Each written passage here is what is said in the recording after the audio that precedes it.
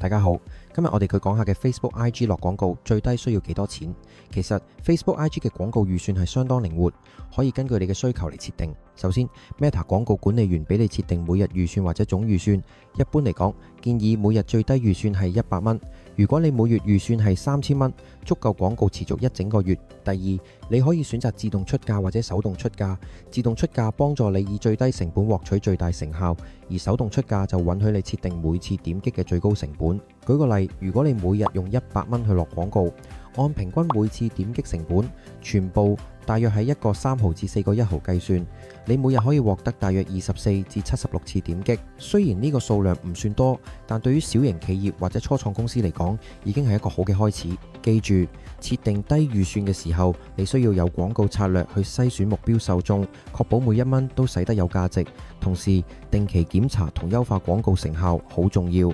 Meta 廣告最低預算可以係每日100，但係關鍵係合理運用同持續優化。希望呢啲資訊對你有幫助，記得分享俾更多朋友知道。今日就咁先，下次見。